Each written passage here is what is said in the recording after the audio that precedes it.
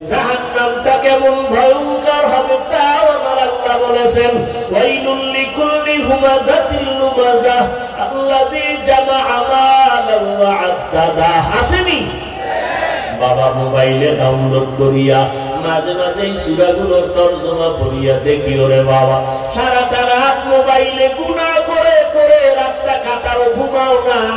আজকে পারলে গিয়া মোবাইলে ডাউনলোড করিয়া কোরআনের বাংলাটা নামাইয়া মাঝে মাঝে এই সূরাগুলোর তরজমা পড়িস রে বাবা। আল কারিআতু মাল কারিআ ওয়া মা আদরাকা মাল কারিআ। আরেকদিন সময় পাইলে আরেকটা সূরার তরজমা পড়িও। ইযা যুলজিলাতিল আরদু জিলজালাহা ওয়া আখরাজাতিল আরদু আসকালাহা। আরেকদিন সময় পেলে আরেকটা সূরার তরজমা পড়ো। আরাআইতাল্লাযী ইউকাযযিবু বিদ্দীন ফাযালিকাল্লাযী ইয়াদউল ইয়াতীম ওয়া লা ইয়াউদ্দু আলা তাআমিল মিসকিন ফাওয়াইলুল লিল মুসাল্লিন। আবার সময় পেলে আরেকটা সূরার তরজমা পড়িও। আলহাকুমুত তাকাসুর হাত্তা যুরতুমুল মাকাবির কাল্লা সাউফা তা'লামুনা সুম্মা কাল্লা সাউফা তা'লামুন। আবার একবার সময় পেলে আরেকটা সূরার তরজমা পড়িও। ইযা যুলজিলাতিল আরদু জিলজালাহা ওয়া আখরাজাতিল আরদু আসকালাহা। বাংলা কোরআন ডাউনলোড করিয়ে তরজমা পড়িয়া দেখি, ওরে যুবক জাহান্নামটা কেমন ভয়ঙ্কর আগুন। আজকে তুমি দুনিয়াতে দিনের বেলা সূর্য, রাতের বেলা নাই, তারপর গরম সহ্য করতে পারো না রে বাবা। যদি গুনাহগার হইয়া মরণের বিছানায় যাও, তওবা করতে যদি না পারো, ওই কবরে জাহান্নামের আগুন, যেই কবরের কথা স্মরণ করে নবীর সাহাবী ওসমান রাদিয়াল্লাহু তাআলা আনহু কান্না করতেন। একটা সেকেন্ডের গরম জাহান্নামের সইতে পারবা না রে বাবা। আল্লাহ কত দয়ার মালিক। ও যুবকেরা, আল্লাহ দাও পানি, আল্লাহ দাও বাতাস, আল্লাহ দাও সূর্যের আলো, চাঁদের আলো, জমিনের ফসল, গাছের ফল, নদীর মাছ খাইয়া ওই আল্লাহকে চিনো না রে বাবা। তোমার আমার মতো দেখো, আমি তো কিন্তু এই কথা বলি না, এই যুবকেরা আমি কিন্তু এই কথা বলি না স্কুল কলেজ বাদ দিয়ে সবাই মাদ্রাসায় যাও, খবরদার, না না না, খবরদার স্কুল ছাড়বা না, কলেজ ছাড়বা না। বরং স্কুল কলেজে পড়িয়া তুমি একজন বড় ডাক্তার হও। আমি কলিজা বলে দোয়া করি, আল্লাহ তোমারে ডাক্তার বানায় দিক। তুমি একজন ইঞ্জিনিয়ার হও, প্রফেসর হও, একজন তুমি এমপি হও, মন্ত্রী হও, এসপি হও, ডিসি হও, ওসি হও। তবে অনুরোধ, বেয়াদব হইও না।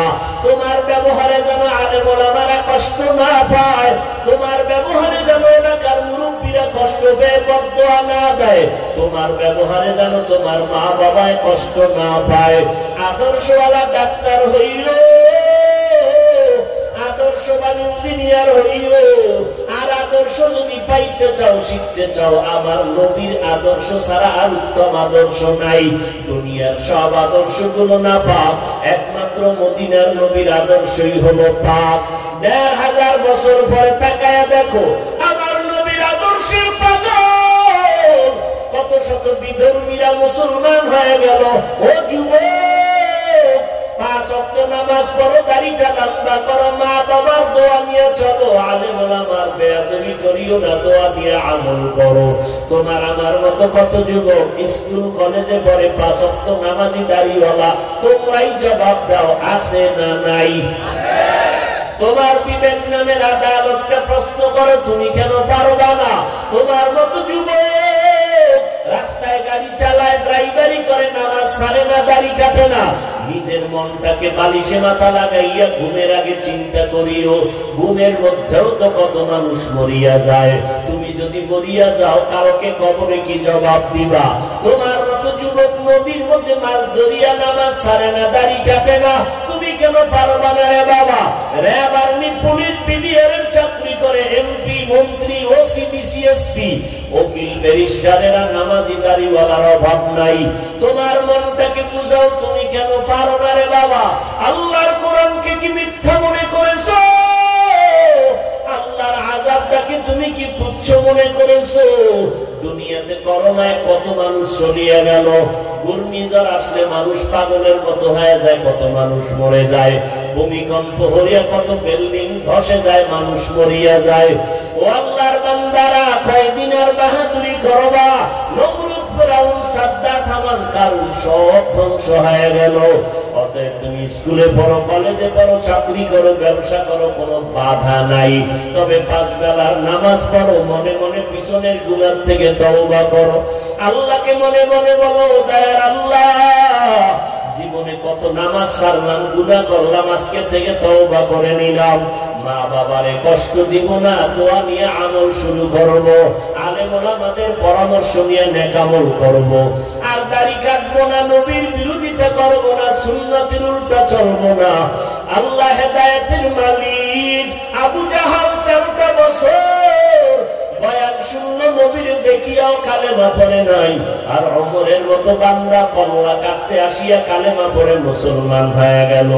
এই জমিনে এত বয়ানের পরেও কিছু মানুষ আবু জাহালের মতো পাথরওয়ালা অন্তর নিয়ে চলবে, হেদায়েত হবে না, কাঁদবেও না, তওবাও করবে না। আর আল্লাহ পাক কিছু মানুষ রাখবে ওমরের মতো দিলওয়ালা, এদের যখন জাহান্নামের কথা মনে পড়বে চোখে পানি আসা শুরু হয়ে যাবে, কান্না করে বলবে, আল্লাহ তুমি মাফ করিয়া দাও।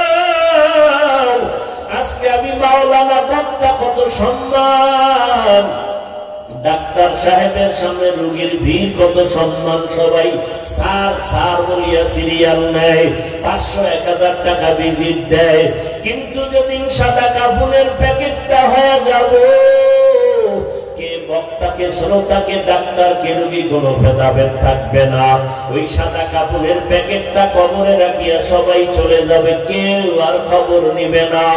ওই দিনটা আসার আগে এখনই তওবা করো, যুবকেরা, বৃদ্ধ বাবাজিরা, পর্দার আড়ালের আম্মা জানেরা, আর নামাজ ছাড়বা না, মা বাবারে কষ্ট দিবা না, বেয়াদবি করবা না। মা বাবার দোয়া ছাড়া সামনে আগানো যাবে না, সফলতা হবে না।